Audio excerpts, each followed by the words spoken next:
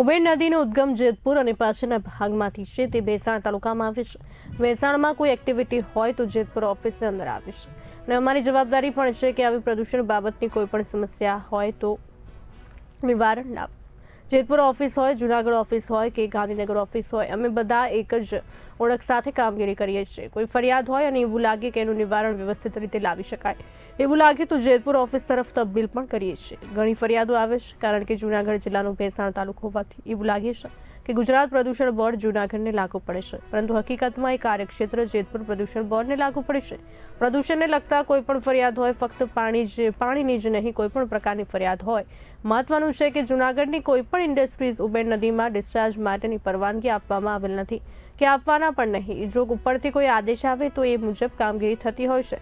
મહત્વનું છે કે નિયમ મુજબ જીપીસીબી આખા ગુજરાતનું દેખરેખ કરે છે અને એક જવાબદારી પણ છે કે કોઈ પણ નદીઓમાં ડિસ્ચાર્જ થતું હોય અને પેરામીટર મુજબ ડિસ્ચાર્જથી વધારે કોઈ પણ વસ્તુ આવે તો એના નિયમ મુજબ શોકોઝ નોટિસ સહિતની કામગીરી તેમજ હોડી કચેરી ગાંધીનગરના આદેશ મુજબ જે કંઈ પણ કાર્યવાહી થતી હોય તે મુજબ પગલાં લેવાતા હોય છે અને આ અમારી એક ફરજનો ભાગ પણ છે.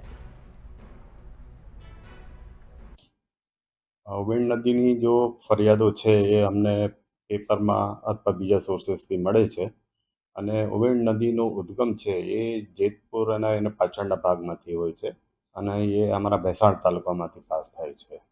અને ભેસાણ તાલુકામાં પણ કોઈ એક્ટિવિટી હોય એ અમે જેતપુર ઓફિસને પરવ્યુમાં આવે છે અને અમારી રિસ્પોન્સિબિલિટી છે એ બી કોઈ પ્રદૂષણ બાબતની કોઈ પણ ફરિયાદો હોય તો એનું નિરાકરણ લાવીએ. ભલે એ જેતપુર ઓફિસ હોય કે જુનાગઢ ઓફિસ હોય કે અમારા ગાંધીનગર ઓફિસ હોય, અમે ઇન્ટિગ્રિટીથી અને એક જ આઈડેન્ટિટી તરીકે કામ કરીએ છીએ. અને જો કોઈ પણ ફરિયાદ આવે, અમને લાગે કે નહીં અમારો જો છે જેતપુર ઓફિસ છે એનું નિરાકરણ વ્યવસ્થિત રીતે લાવી શકે છે તો એ અમને એને તબદીલ કરીએ છીએ. ઘણી ફરિયાદો આવે છે કેમ કે જુનાગઢ જિલ્લાનો ભેસાણ તાલુકો છે તો લોકોને એવું લાગે છે કે જીપીસીબી જુનાગઢમાં આવે છે, પર હકીકતમાં એ કાર્યક્ષેત્ર જેતપુર ઓફિસનો છે, એટલે અમે એ તબદીલ કરીએ છીએ. કોઈ પણ ફરિયાદો આવે, આમાં એ નહીં કે ભાઈ પાણીની ફરિયાદ છે. આમ તમે જોવા જાઓ તો જુનાગઢની જો અમારો કાર્યક્ષેત્ર છે એમાં અમે કોઈ પણ ઇન્ડસ્ટ્રીને ભેસાણ એ નદી છે વેણ નદી, એમાં કોઈ ડિસ્ચાર્જ આપેલો નથી, ના આપવાના છે. અનલેસ એન્ડ અનટિલ ઉપરથી કોઈ ઓર્ડર નહીં થાય અને કયા સંજોગમાં આપવાનો છે એ ઉપરથી છે.